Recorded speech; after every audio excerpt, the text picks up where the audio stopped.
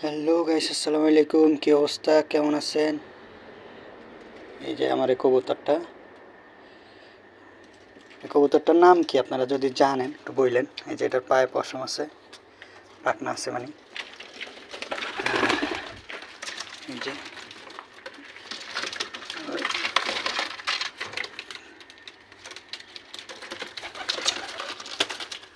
আর পশমওয়ালা এই কবুতরটার এটার ভাই ভাই বোন এই দুইটা ঠিক আছে, এটাও ঠিক আছে। আর এই যে মাশাআল্লাহ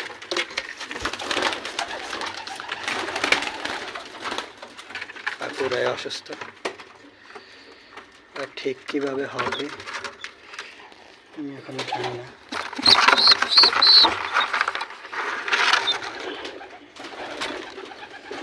আর পুরা শরীরে কি জানি হয়েছে,